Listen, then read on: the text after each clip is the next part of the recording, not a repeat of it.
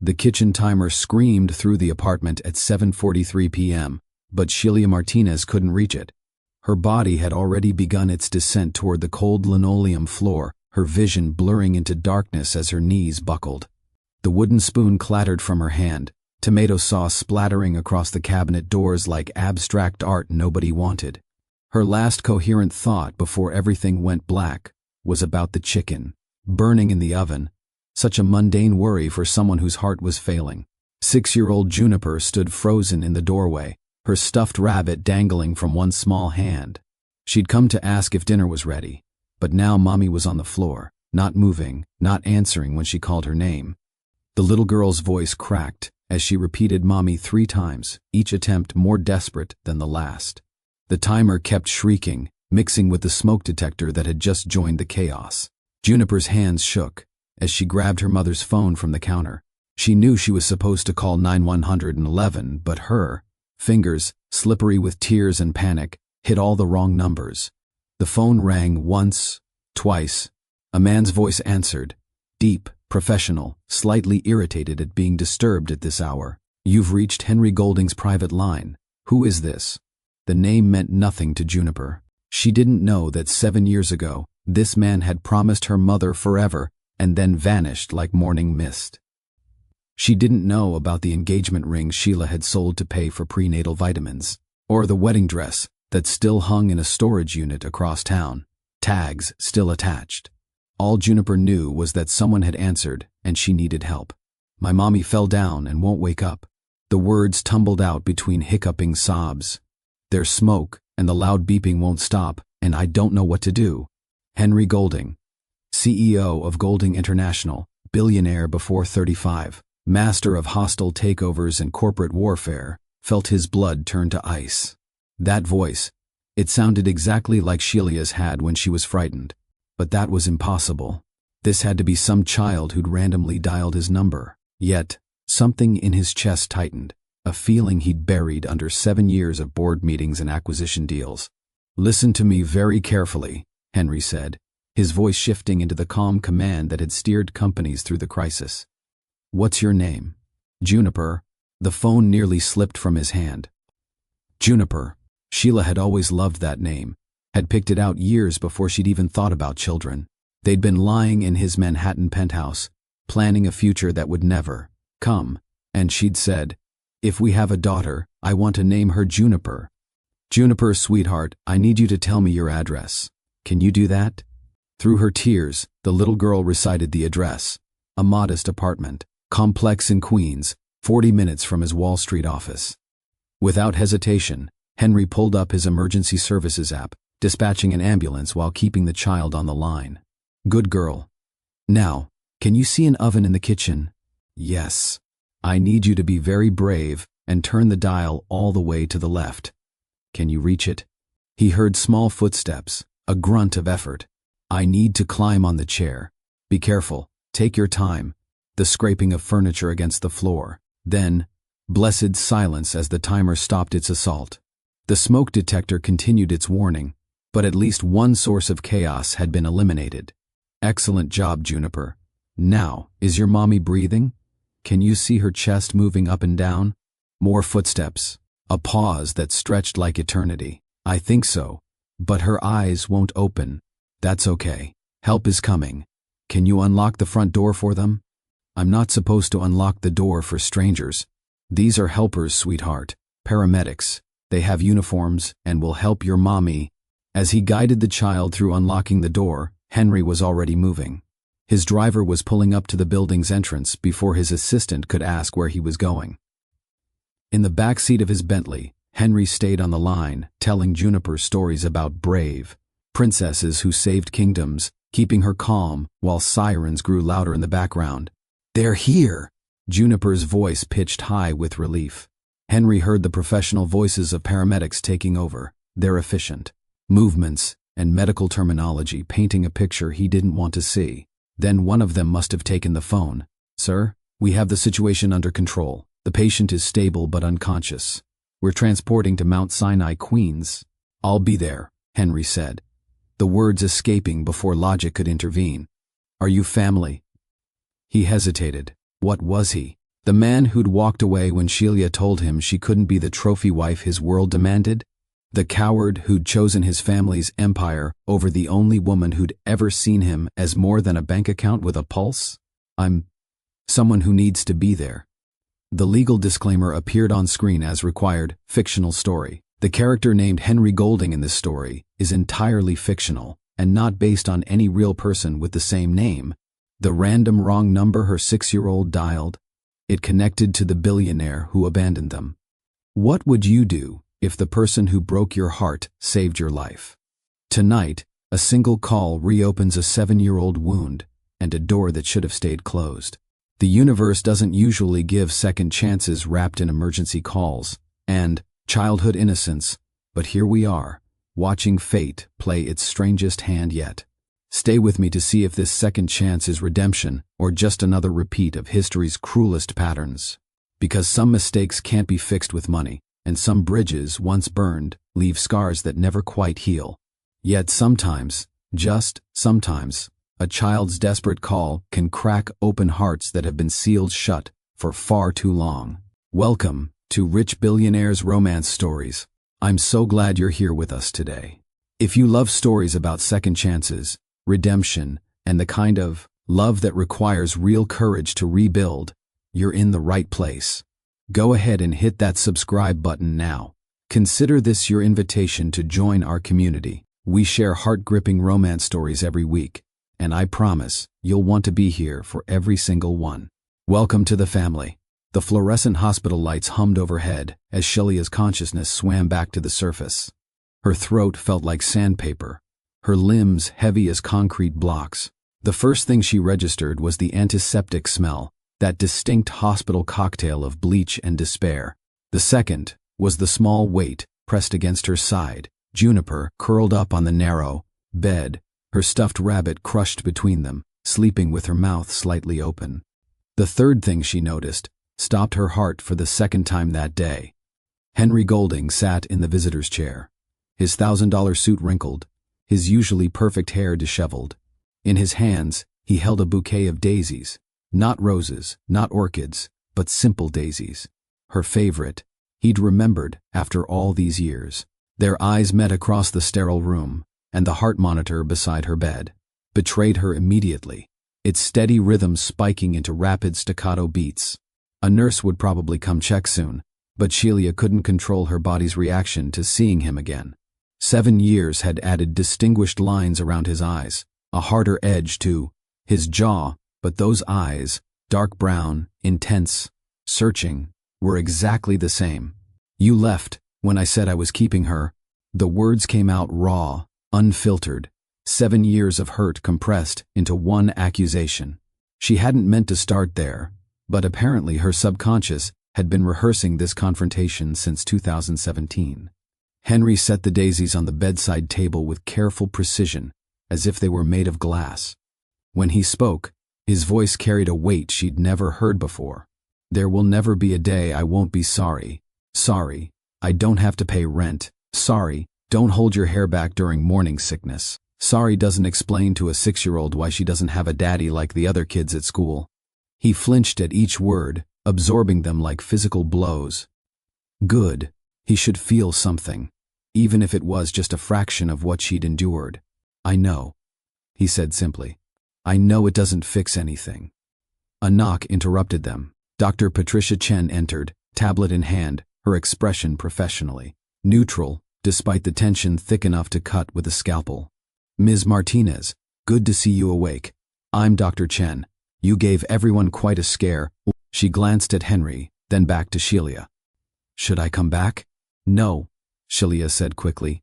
Please, what happened to me? Dr. Chen pulled up Sheila's chart on her tablet. Severe exhaustion combined with dehydration. Your blood work shows you've been running on empty for weeks, possibly months. When was the last time you had a full day off? Sheila couldn't remember. Between her 2 jobs, Juniper's school activities, and keeping their small apartment running, days off were luxury items she couldn't afford. Your body essentially forced a shutdown, Dr. Chen continued. This isn't negotiable, Ms. Martinez.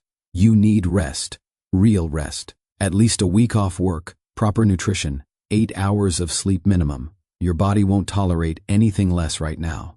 I can't take a week off. I have responsibilities. Mom? Juniper stirred, rubbing her eyes. When she saw Sheila awake, she launched herself forward, wrapping her small arms around her mother's neck. You're okay. The man on the phone said you would be okay. Sheila's eyes found Henry again over her daughter's head.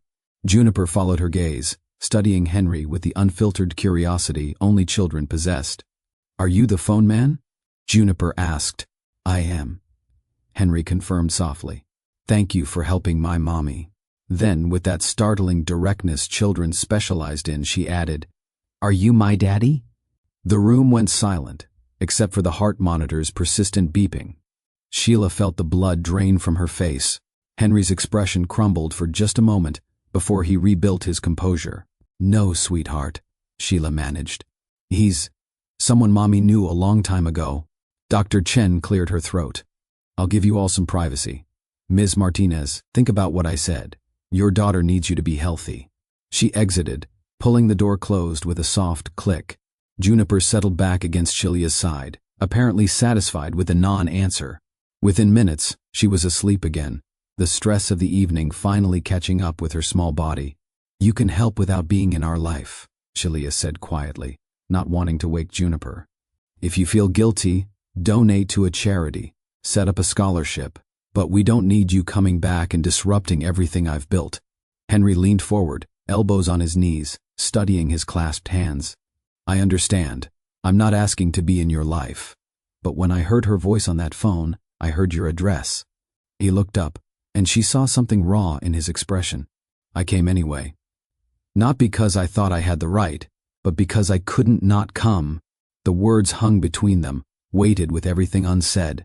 Sheila closed her eyes, and suddenly she was 23 again, meeting Henry in that Wall Street elevator when she was delivering lunch orders to make ends meet during her last semester of college. He'd been wearing a $10,000 suit, she'd been in jeans and sneakers, carrying Thai food that was making the entire elevator smell like pad Thai. 4th floor, she'd said. That's my floor too, he'd replied, and when she'd looked up, their eyes had met and something had shifted in the universe. 6 months later, they were walking along the Hudson at sunset, her hand in his, talking about everything and nothing.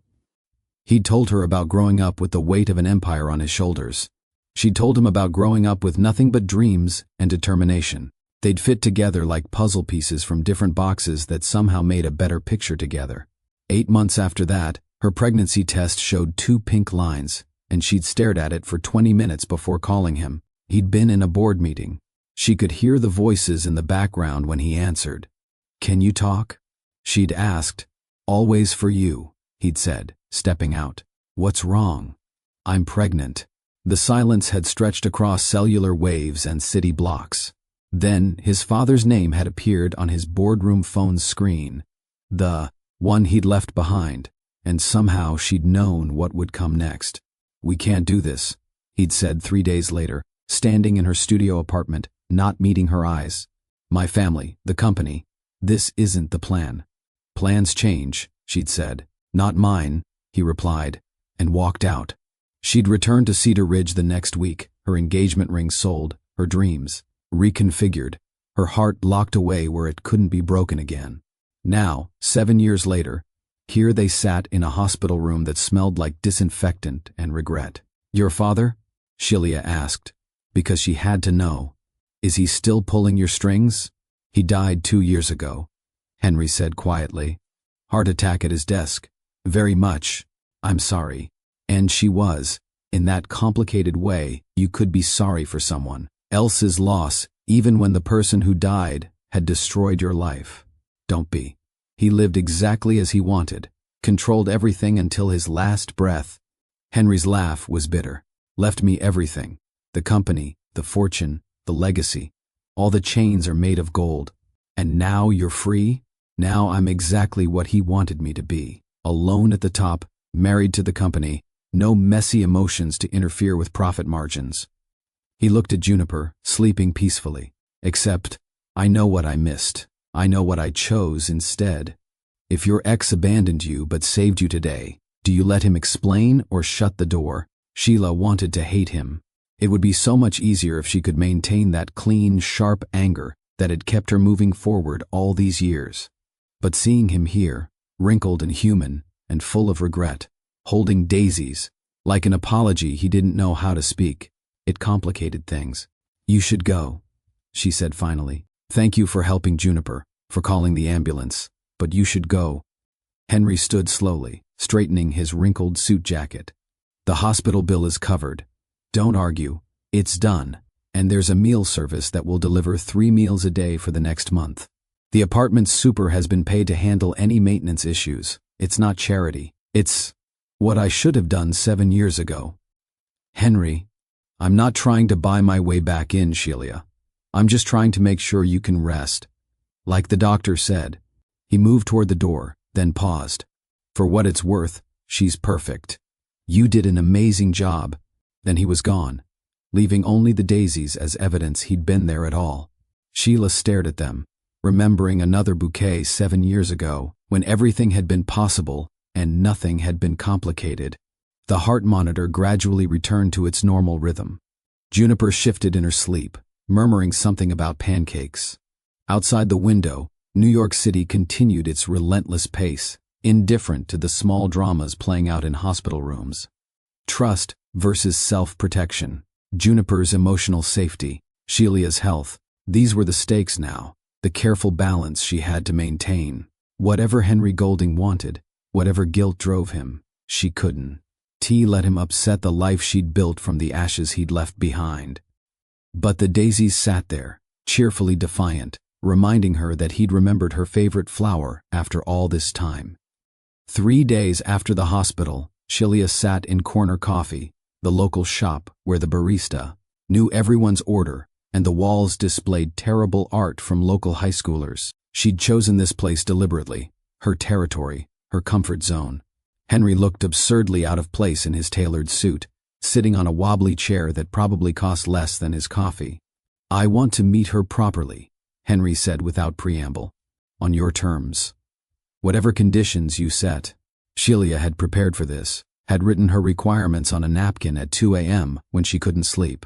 She pulled it out now, smoothed it on the scratched wooden table between them. "Supervised visits only. I'm there every second.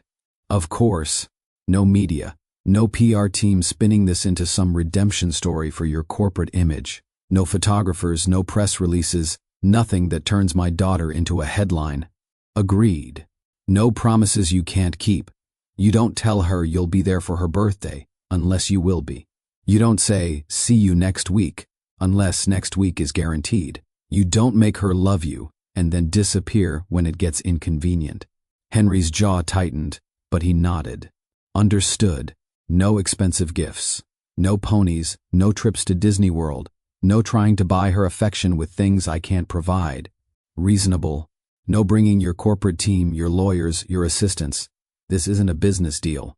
You come alone. Yes. No telling her you're her father unless I decide it's right. For now, you're just Henry, Mommy's old friend. I accept that." Sheila had expected negotiation, pushback, at least some attempt to modify her terms. His complete acquiescence threw her off balance. "That's it? No counterproposals? No lawyers to review?" Henry leaned back in the creaky chair. "You know what I do when I acquire a company, Sheila? I have studied it for months. Learn everything. Its strengths, weaknesses, what makes it valuable. I've had 7 years to study. My mistakes. I know I have no leverage here, no right to demand anything. These aren't terms to negotiate. They're gifts you're offering, and I'm grateful for every single one." The first visit was scheduled for Saturday at Riverside Park, the small one with the faded playground equipment and the sandbox that had seen better decades. Sheila arrived early with Juniper, who was wearing her favorite purple tutu over jeans because she insisted it made her run faster. Henry appeared at exactly 10 a.m., and Sheila almost didn't recognize him. Gone was the suit, replaced by jeans and a simple button-down shirt. He looked nervous, carrying a small backpack that seemed to perplex him, like he'd never worn one before. "Mr. Phone Man," Juniper shouted, running over before Sheila could stop her. "Hi, Juniper," Henry said, crouching to her level. "You can call me Henry." "Henry," Juniper tested the name. "Want to see me on the swings? I can go super high."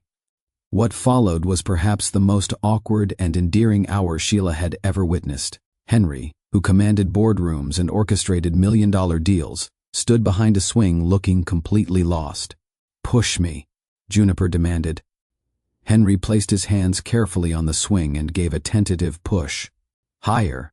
He pushed harder, too hard, and Juniper shrieked with delight as she soared. "You're strong."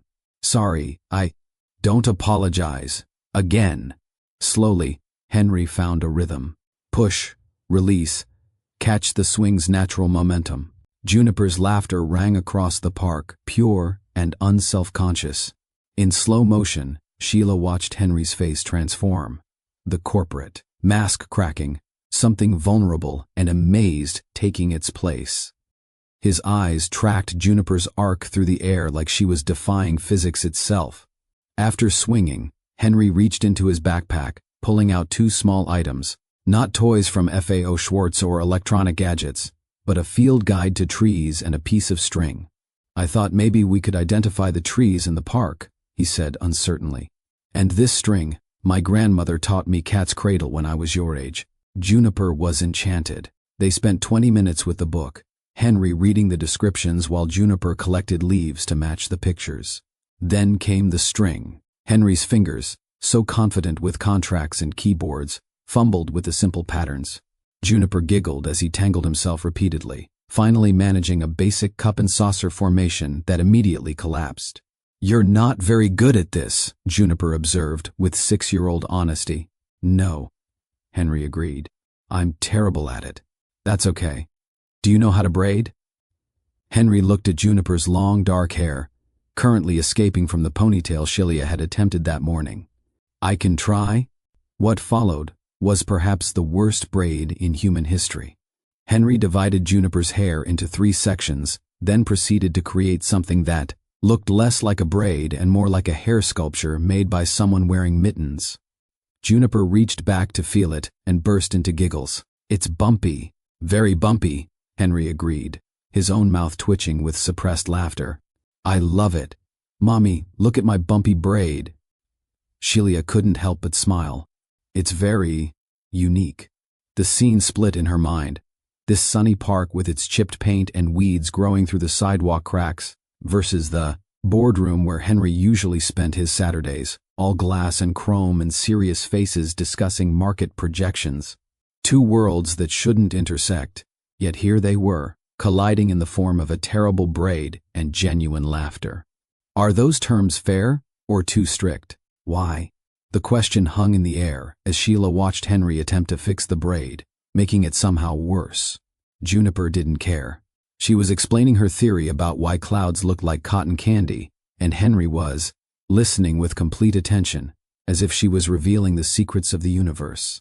Boundaries are how love learns a shape. The thought came unbidden as the morning ended, as Henry said goodbye with a simple wave, as he walked away without demanding more than he'd been given.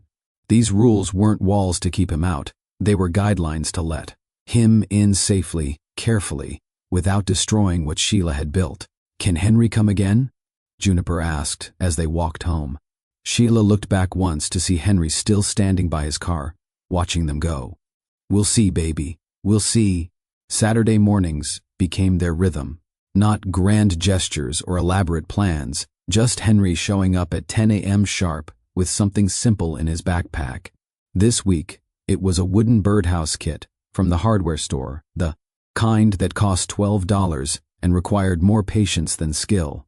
"We're going to paint it rainbow," Juniper announced, spreading newspaper on the picnic table while Henry read the instructions with the concentration of someone decoding nuclear launch codes. "Tab A into slot B," he muttered, holding 2 identical-looking pieces of wood.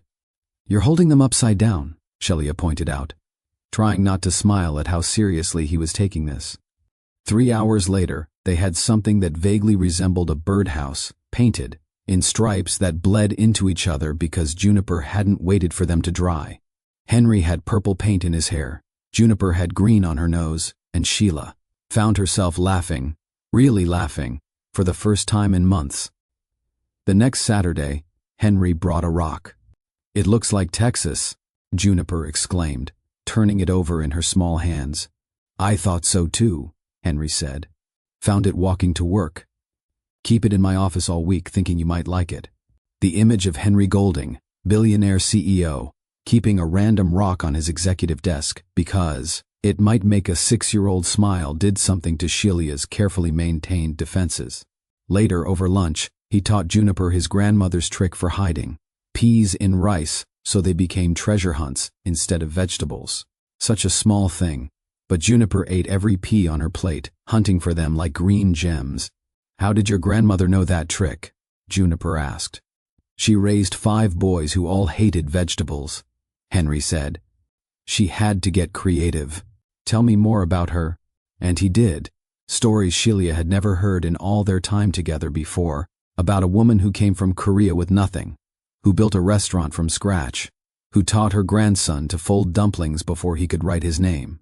This Henry, the one with family stories and paint in his hair, was someone new, or maybe someone who'd always existed underneath the suits and expectations. The bakery nights started by accident. Shelia had mentioned taking extra shifts at Odelia's, and Henry had asked if he could help. She'd meant to say no, but Odelia had overheard and immediately put him to work. "You have hands. You can knead," Odelia declared, tying an apron around him that said, "Kitchen Goddess" in faded letters. They worked side by side in the warm kitchen, the radio playing softly, their hands covered in flour. There was something about the repetitive motion of kneading dough, the necessity of focus, that made conversation both easier and unnecessary. Sometimes they talked about Juniper's school, about the bakery's history, about nothing important. Sometimes they just worked in comfortable silence, rolling out pie crusts and shaping dinner rolls. "Your hands remember," Henry said one night, watching her shape croissants without looking at the dough. "7 years of practice," she replied, then realized what she'd said. 7 years. The exact amount of time since he'd left. He didn't flinch or look away. "You've built something good here. I had to." "I know." He focused on his own dough, which looked more like a geography project than future bread. "I'm glad you did." Time lapse, the dough rising in the warm corner of the kitchen, expanding slowly, inevitably.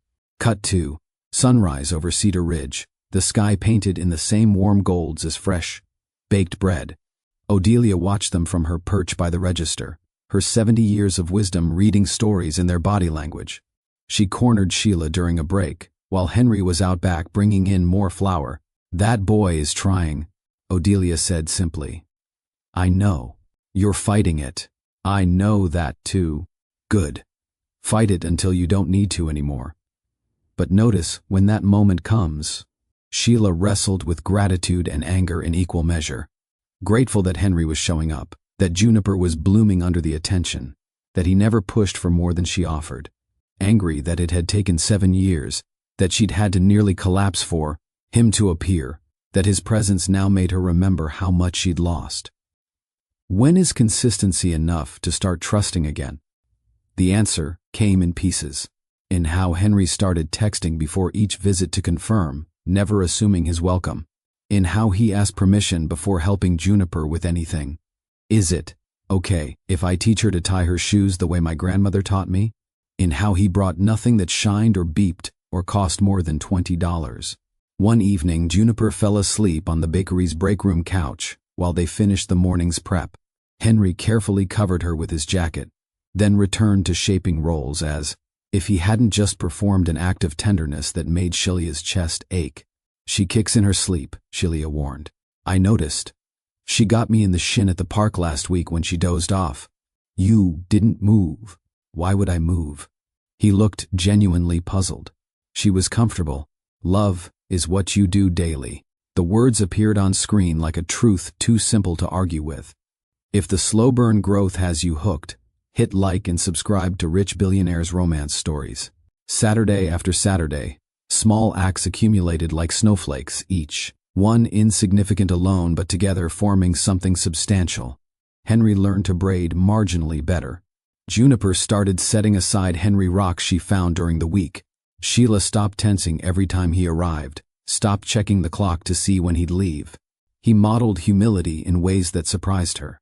When Juniper's teacher mentioned she was struggling with math, Henry didn't hire a tutor or buy educational software. He asked Sheila, "Would it be helpful if I worked with her on Saturdays? I was good at math as a kid. Not I'll fix this or let me handle it. Just an offer, presented like a question, with room for no." She'd like that, Sheila admitted. So math became part of Saturdays too. Henry using pennies and cookies to make numbers tangible, celebrating small victories like they were moon landings. Fatherhood and love are 1,000 small, repeatable choices. Henry was making them, one Saturday at a time, one burnt loaf of bread at a time, one terrible braid at a time. He was choosing them even when Juniper was cranky, even when Sheila was distant, even when his presence raised more questions than it answered. "Why do you keep coming back?" Sheila asked one night, exhausted from a 12-hour shift, watching him meticulously clean the mixer she'd been too tired to face. He paused, hands soapy, considering. "Because every Saturday, I get to choose better than I chose before. And maybe if I choose right enough times, it starts to balance out the times I chose wrong." "That's not how math works." "No," he agreed. "But maybe it's how forgiveness works." Eventually, the dough continued rising in the corner, patient and inevitable. Outside, Cedar Ridge slept, unaware of the small redemptions taking place in a bakery kitchen, measured in flour and time, and the space between two people learning to exist in the same room again. The conversation happened on the old bleachers behind Cedar Ridge Elementary, where they'd started, bringing soup in thermoses every Tuesday, while Juniper had her after-school art class. October wind cut through their jackets, but the soup was warm, and they'd fallen into this routine. Without planning it, just two adults learning to exist in the margins of a child's schedule. "I built a fortress," Henry said suddenly, staring at the empty soccer field. "That's what my therapist calls it. Spent my whole life building walls to keep my father out, to keep his expectations from suffocating me. But somewhere along the way, the fortress became a cage, and I was the one who locked it from the inside." Sheila wrapped her hands around her thermos, letting the heat seep into her palms. "When did you start therapy?" 2 years ago. After my father died, I stood at his funeral, watching them lower this man who controlled every breath I took for 35 years, and I realized I didn't know how to breathe without his disapproval shaping my lungs." He laughed, but it wasn't bitter anymore, just tired.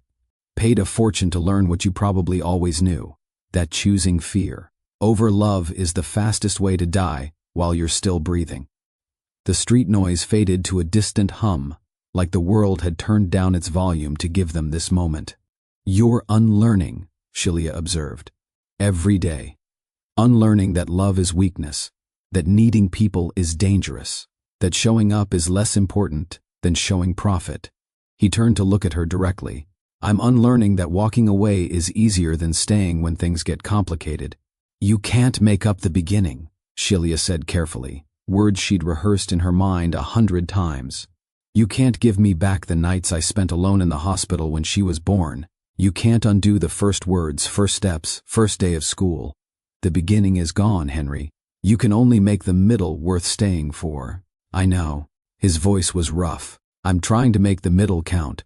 They sat in silence, soup cooling between them. Somewhere, a dog barked. A car door slammed. Life continued its ordinary course while two people navigated the extraordinary task of rebuilding from ruins. "Tell me about the therapy," Sheila said finally. So he did. About the panic attacks that started after his father's death, how he'd collapsed in his office one day, convinced he was dying. About learning to identify feelings beyond fine and busy. About discovering that his entire life had been a performance for an audience of one who was no longer watching. "My therapist asked me to write down what I wanted," Henry said. "Not what I should want, not what would look good in a biography, just what I wanted. It took me 3 sessions to write one sentence." "What did you write?" "To know my daughter. To deserve forgiveness I haven't earned. To stop being afraid of the only thing that ever made me feel real." "Which was?" He looked at her. "You." A flash of memory. Her tiny studio apartment 7 years ago, the chipped teacup she'd been holding when she told him about the pregnancy, how her hands had shaken, how the tea had gone cold while they stared at each other across an impossible distance. Then back to now, older, scarred, but somehow still here. They created new traditions without calling them that. Soup on bleachers became a Tuesday constant. Thursday nights, when Sheila worked late at the bakery, Henry would read to Juniper over video call, 2 blankets, 2 copies of the same book, making a bridge across the city. Sunday mornings, he'd bring coffee to the park, the good kind from the place that roasted their own beans, and they'd watch Juniper convince other kids to hunt for rocks that looked like states. "She has your stubborn streak," Henry said one Sunday, watching Juniper argue passionately that a rock definitely looked like Florida if you squinted. "She has your focus," Sheila countered, noting how Juniper could spend an hour on a single drawing, perfecting every detail. Poor kid. Lucky kid. She got the best of both of us. The words hung there, an acknowledgement of what they'd made together, even if they'd been apart for most of it. First kiss now, red flag or honest growth. It happened in November, after Juniper's school play, where she'd played tree number 3 with intense commitment. They'd walked her home, sugar crashed from the bake sale, and tucked her into bed together, a choreography they'd developed. Without words, Henry reading while Sheila fixed blankets, both kissing her forehead before turning out the light. On Sheila's front stoop, Henry turned to leave, then stopped. Sheila. She knew what was coming, had felt it building for weeks in the way their hands almost touched when passing dishes, in the way his eyes found hers across rooms, in the way her body leaned toward him without permission. "We can't go backward," she said. "I don't want to go backward. I want to go forward. Differently. Better." "Henry, I know I have no right to ask. I know trust takes years to rebuild. I know you and Juniper have a whole life that works without me. But I also know that Tuesday soup tastes better when you're there. That, Juniper's laugh makes every broken thing in me feel less sharp. Watching you work in the bakery, building something from nothing every night, makes me want to be someone who builds instead of someone who acquires." The kiss was nothing like their old kisses. Those had been hungry, desperate, trying to consume enough to last through separation. This was soft, intentional, a question more than a statement. Adult in its restraint, precious in its care. His hand cupped her face like she was made of spun glass, and she leaned into it, letting herself want this for just a moment. When they pulled apart, Sheila's eyes were wet. "We keep this from Juniper," she said, "until we know what it is. Until we're sure it won't hurt her."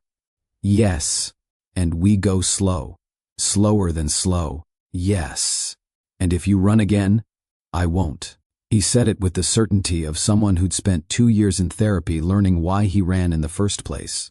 "I know what I lost, Sheila. I won't lose it twice. Apologies mean change. Intimacy follows accountability." She watched him walk to his car, this man who was learning to be different from the one who'd left. In the window above, Juniper slept peacefully, unaware that the adults in her life were, carefully, cautiously, trying to build something new from the pieces of something broken. The street noise returned to full volume. Life resumed its pace. But something had shifted on that front stoop, something small and fragile and worth protecting.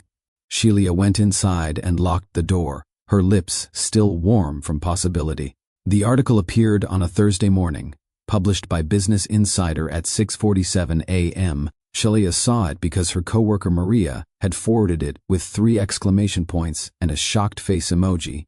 "Is the CEO of Golding International hiding a secret family in Queens?" The photo was blurred, but recognizable. Henry at Riverside Park, pushing. Juniper on the swing, Sheila visible in the background on a bench. The article was mostly speculation, careful to avoid libel, but the implication was clear. Billionaire bachelor, mystery woman, secret child. The internet's favorite scandal cocktail. Sheila's hand shook as she scrolled through the comments. Most were curious, some were cruel. A few enterprising amateur detectives were already trying to identify the park, the woman, the child. Someone had posted a zoomed-in screenshot trying to make out Juniper's face, her daughter's face, on internet, without permission, without protection. She called Henry immediately. He answered on the first ring. I saw it, he said before she could speak. I'm handling it. How did this happen? I don't know yet. But I will find out. Henry, they're trying to identify her. People are… Her voice cracked. She's 6 years old. I know. Sheila, I swear to you, I will fix this. An hour later, Henry's PR team was assembled in the Manhattan conference room. Laptops open, strategies forming. Jennifer Chen, his head of communications, had already drafted 3 different responses. Option 1, Jennifer said, pulling up her presentation. We confirm the relationship, control the narrative, exclusive interview with a friendly outlet, maybe Vanity Fair. You, the reformed bachelor, embracing fatherhood. It's a redemption arc. Investors will eat it up. No. Option 2. We deny everything. The photo is misleading. You were volunteering at a community program. The child is not yours. We can have the article retracted for lack of evidence. Absolutely not. Option 3. We stay silent but leak strategic information to soften the story. Paint you as a devoted father who's been quietly involved all along. Turn you into a sympathetic figure. Henry closed the laptop. The sound echoed in the silence. Option 4, he said quietly. No photos, no questions, no comment. We say nothing, we confirm nothing, and we make it clear that this topic is permanently off the table.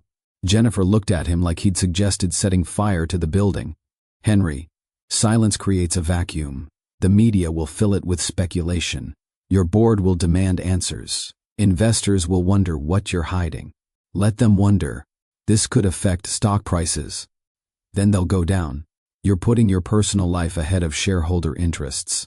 Yes, that's exactly what I'm doing.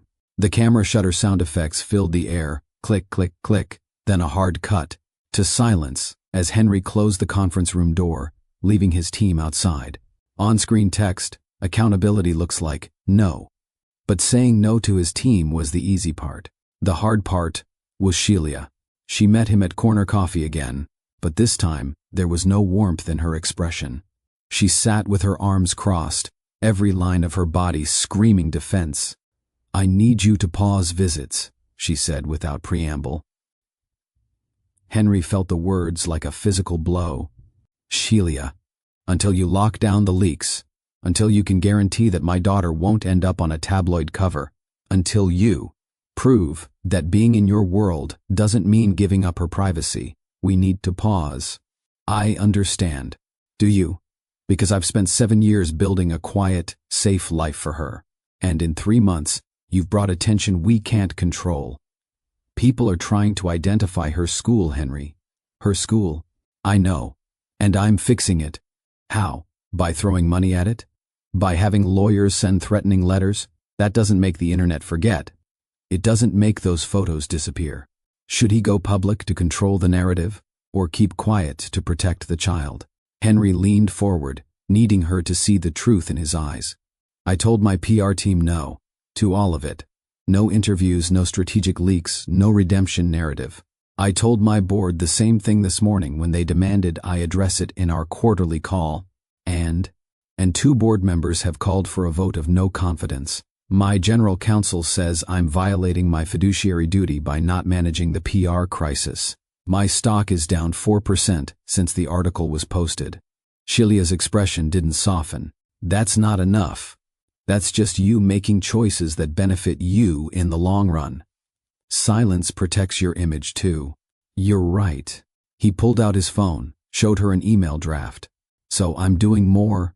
She read it slowly. It was addressed to every major news outlet, every gossip blog, every media contact his company maintained.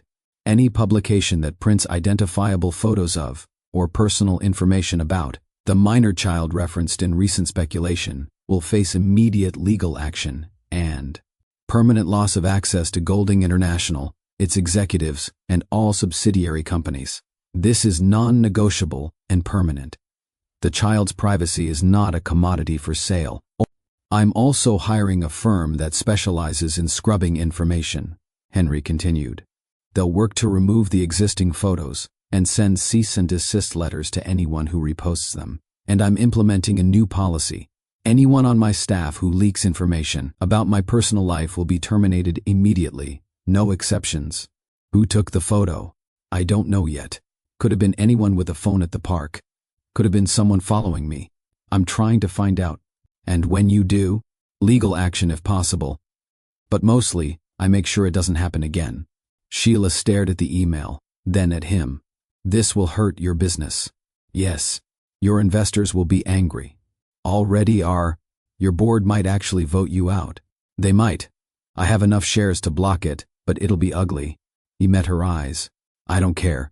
7 years ago, I chose the company over you. I'm not making that mistake again. If protecting privacy over PR matters to you, tap like and share this story. Sheila was quiet for a long time, processing. Henry waited, learning that sometimes love meant sitting in uncomfortable silence, not filling it with promises or explanations. How long until the media loses interest? She asked finally. My team says a week if we starve them of content, maybe 2. I stay away from Cedar Ridge during that time. I don't appear in public with you or Juniper. I give them nothing to photograph or speculate about. And the pause? I'll respect it for as long as you need. A week, a month, a year. I'm fixing this, Sheila, and I'll earn back what I lost. I won't beg. I won't push. I won't make this your problem to manage. She nodded slowly. Juniper will ask where you are. Tell her I'm traveling for work. It's not a lie. I have the Tokyo meetings I've been postponing. She'll be disappointed. I know. That kills me. But her safety matters more than her disappointment. And your trust matters more than anything. Henry pulled out a folder, slid it across the table. This is a detailed plan. The legal firm I hired, the new staff policies, the media strategy, or lack thereof. The timeline for when things should calm down. I'm not asking you to take it on faith. I'm showing you the work. Sheila opened the folder, scanned the documents. It was thorough. More thorough than she'd expected. Concrete steps with concrete timelines. Accountability in black and white. You really told your board no? I really did. They meet again next week. It's going to be a fight. You could lose. I could. He smiled, but it was tiring. You know what my therapist said when I told her? She said, finally, you're choosing people over profit. That's growth. Money can't buy trust. Boundaries and humility build it. The news headline overlay flashed across the screen, camera shutters creating a cacophony of invasive sound. Then, hard cut to silence. A closed office door. Henry on one side, his PR team on the other, his choice made clear. Sheila closed the folder. 2 weeks. I need 2 weeks to see if this dies down, to make sure Juniper stays safe. You have it. And Henry? If there's another leak, if someone gets a photo of her face, if this escalates, then I'll step back permanently. I won't let my world destroy hers. She studied him, this man who was choosing the hard path when easier ones were available, who was risking his career, his board's confidence, his public image, to protect a child he barely knew. The old Henry would have calculated the PR benefit, would have found the angle that served everyone. This Henry was just trying to do right, even when right was costly. Okay, she said finally. 2 weeks. Henry stood to leave, then paused. For what it's worth, I told Juniper I'd teach her to make paper airplanes this Saturday. Would it be okay if I sent her a video showing her how, so she can practice until I'm back? The request was so small, so thoughtful, so aware of boundaries while still trying to maintain connection. Sheila felt her carefully maintained walls crack just slightly. Yes, she'd like that. Thank you. He left without touching her, without asking for reassurance, without making his discomfort her responsibility. Through the coffee shop window, Sheila watched him get into his car. Not the Bentley, today, but something modest, something that didn't scream for attention. Her phone buzzed. Maria again, girl. Is that really Henry Golding? The Henry Golding? Sheila deleted the message without responding. Some things weren't for public consumption. Some stories didn't need an audience. Some choices mattered precisely because they happened in private, away from cameras and commentary. 2 weeks. She'd give him 2 weeks to prove that silence could be louder than spin, that boundaries mattered, more than brand management, that protecting Juniper was worth more than controlling the narrative. The article was still online, still gathering comments and speculation, but Henry had drawn a line in the sand, this far, no further. Not for money, not for image, not for anything. Now they'd see if the line held. The 2 weeks passed slowly. The media attention peaked on day 3. A celebrity gossip show spent 8 minutes speculating about Henry's mystery family, then gradually faded when Henry gave them nothing to feed on. No sightings, no confirmations, no strategic photo ops. By day 14, a Hollywood divorce had replaced him in the news cycle, and the internet's attention moved on like it always did, chasing fresher scandal. Henry sent a video to Juniper on Saturday as promised, him in a Tokyo hotel room, teaching her to fold paper airplanes, his tie loosened and exhaustion visible around his eyes. Juniper watched it 17 times, practicing until she could make one that flew across the entire living room. "When is Henry coming back?" she asked every few days. "Soon, baby," Sheila said, and hoped it was true. On day 15, Henry called. "The story's dead. No new articles in a week. The photos have been removed from most sites. My legal team is monitoring. Can I come back?" Sheila had been waiting for this call, rehearsing her answer. "Juniper has her dance recital in 2 weeks. Saturday, December 10th, 2 p.m. I'll be there. Henry, you should know, your assistant already called the school to ask about security protocols. That's not necessary. It's a small community theater. Folding chairs and proud grandparents. Don't make it bigger than it is. I wasn't trying to. I know. But small is what we do here. Small is safe. Understood? Just me, folding chair, proud. Whatever I am." The calendar clash revealed itself 8 days before the recital. Henry's assistant called Sheila directly, something that had never happened before. "Ms. Martinez, I apologize for the intrusion, but I need you to understand the situation." Amanda Chen spoke with efficient professionalism. "Mr. Golding has an investor summit scheduled for December 10th. It's been on the books for 9 months. 7 international investors flew in specifically to meet with him. If he cancels, we risk losing a $200 million partnership. Then he should go to his meeting," Sheila said simply. "He's refusing. He won't even discuss alternatives. But I thought perhaps you could." "Could what? Tell him his job matters more than a dance recital?" "I spent 7 years believing that was true. I'm not going to say it now. Ms. Martinez, I don't think you understand the financial implications. I understand that he has a choice. Same choice he's always had. I'm not going to make it for him."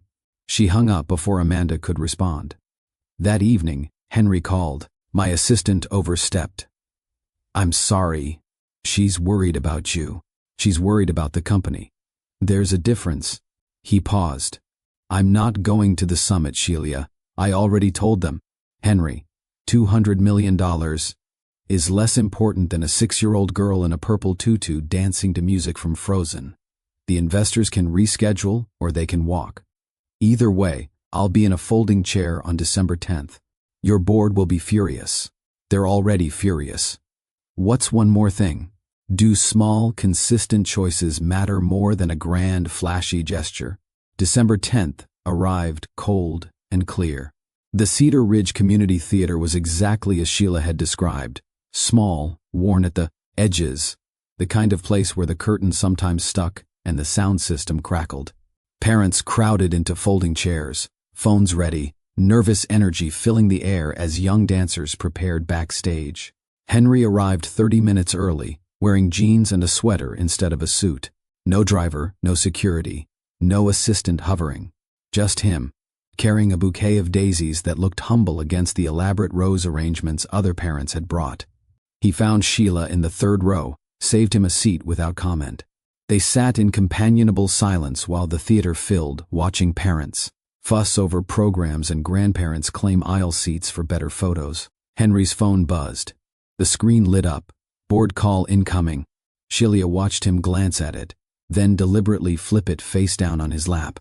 30 seconds later, it buzzed again. He turned it off completely and slid it into his pocket. "They'll keep calling," Sheila said quietly. "Let them."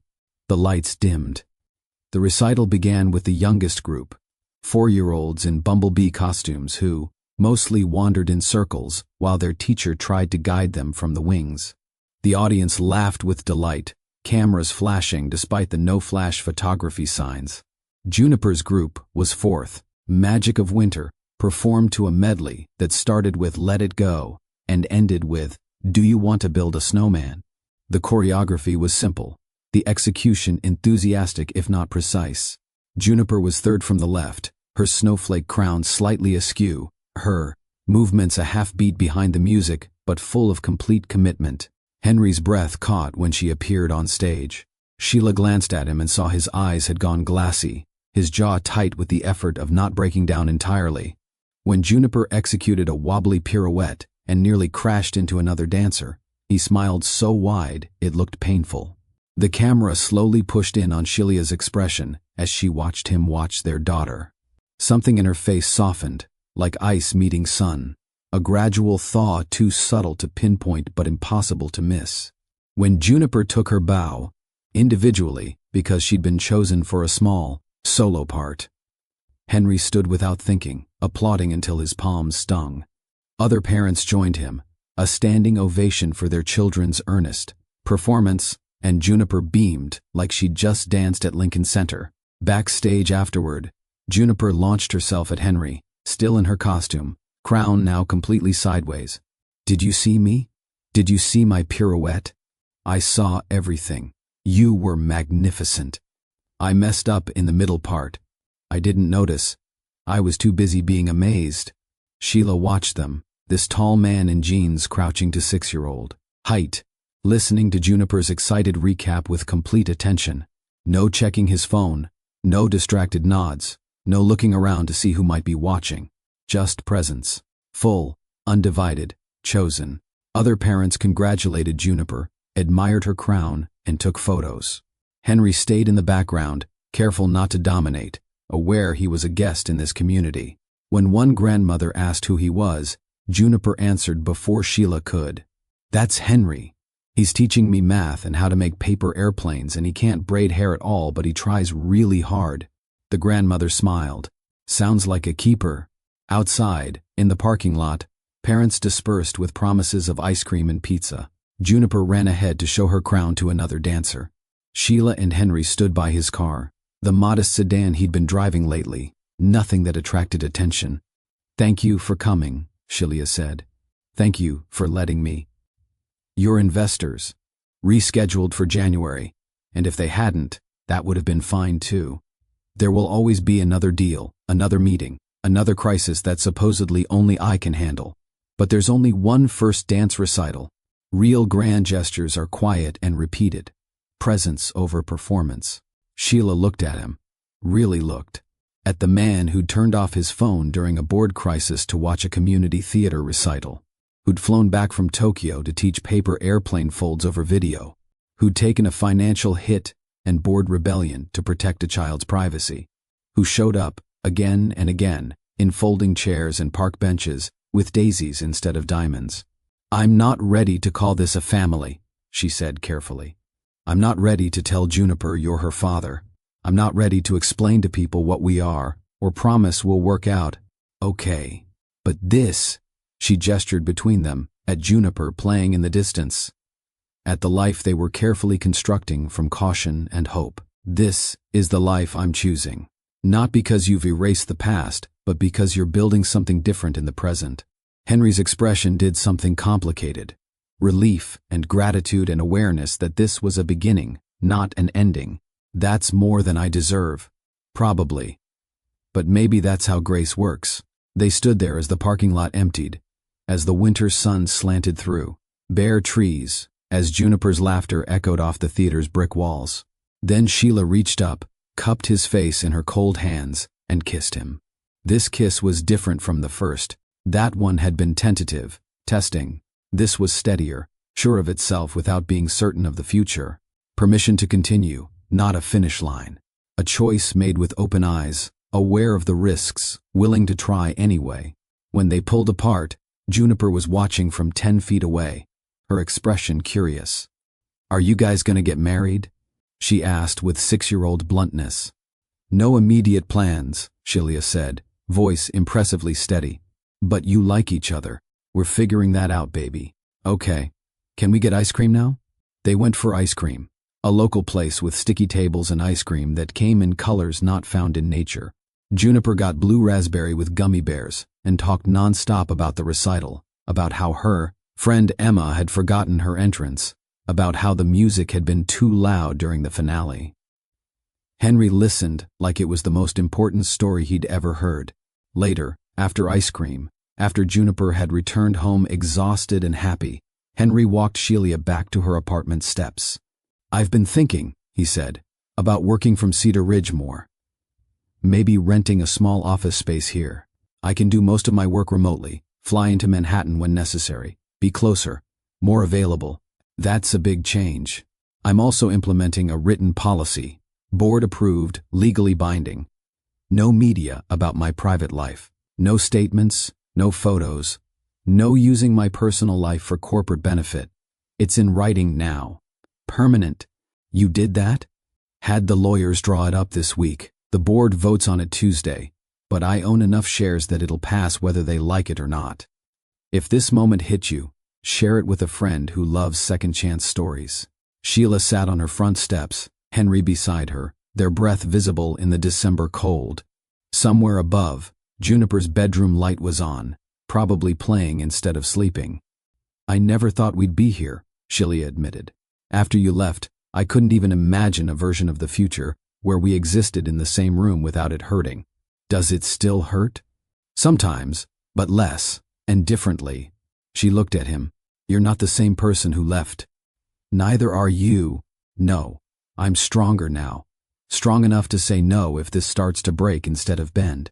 Strong enough to choose my daughter's well-being over hope that you'll stay. I know. That's why I'm trying to be someone who deserves the yes when you give it. They sat until the cold became uncomfortable, until Sheila's phone buzzed with Juniper calling her upstairs.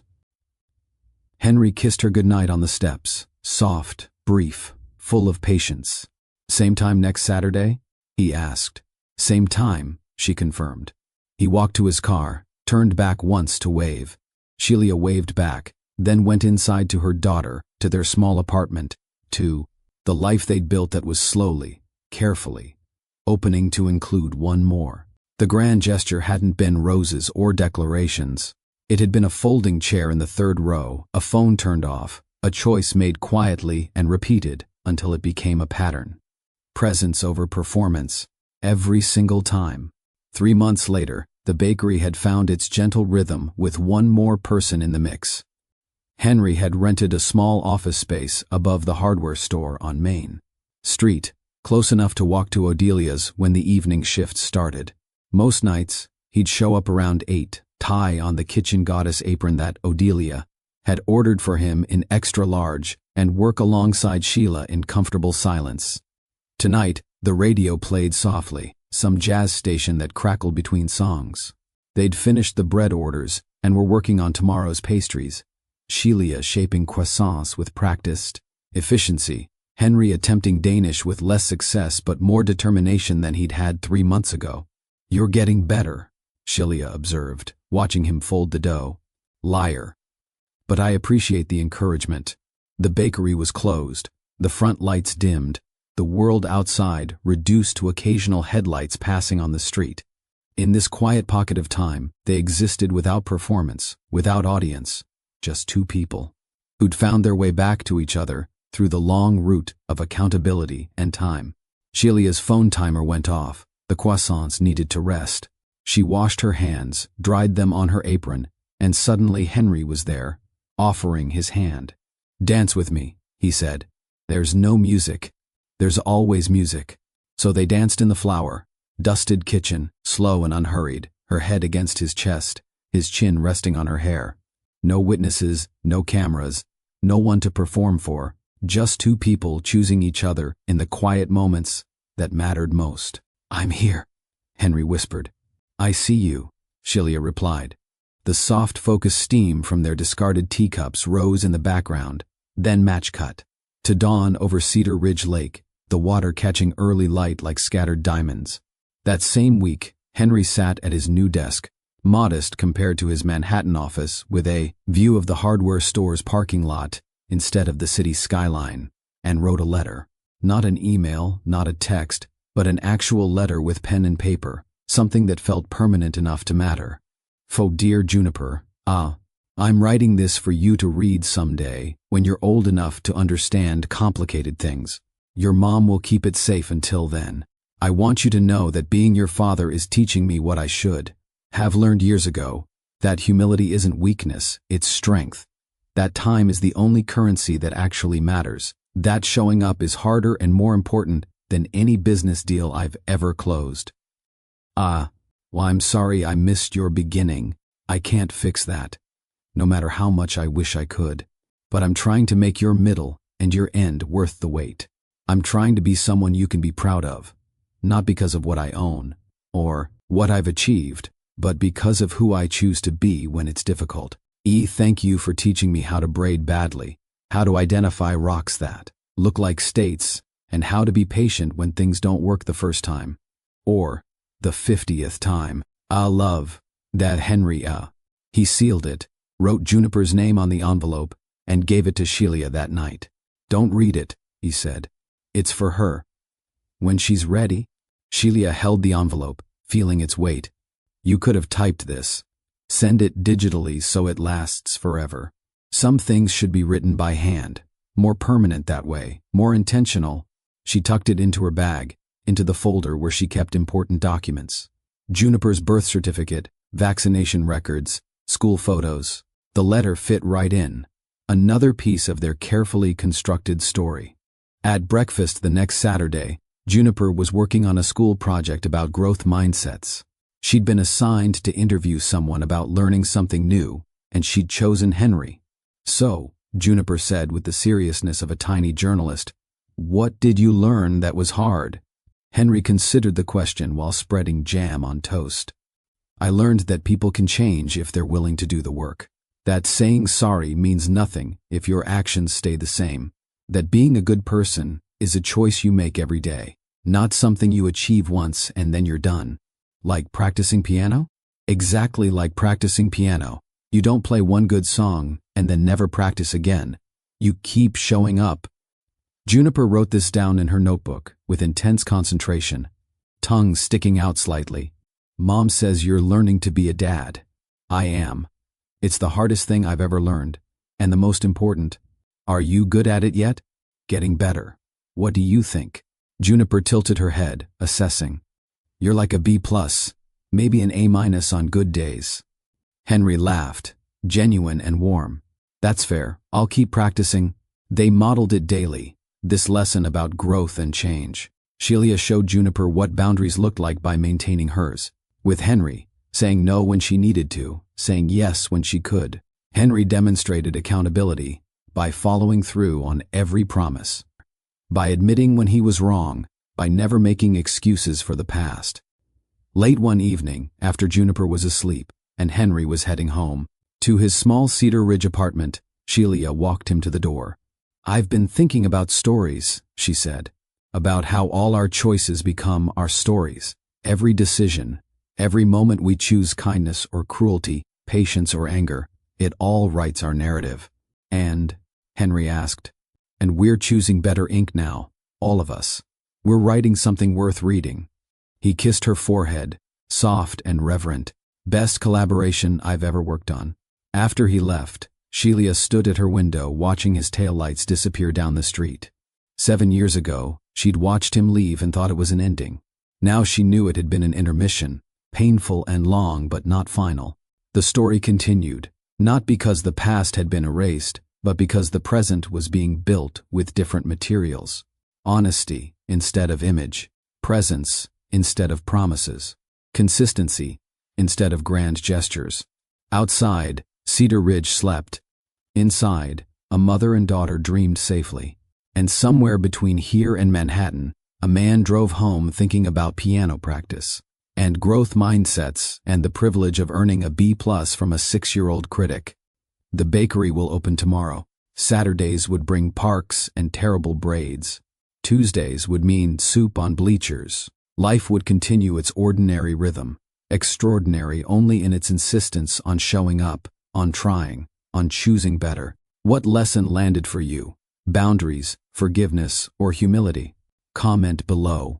Like, share, and subscribe to Rich Billionaire's romance stories for more uplifting billionaire romances that remind us love is built in the quiet moments, not the grand gestures.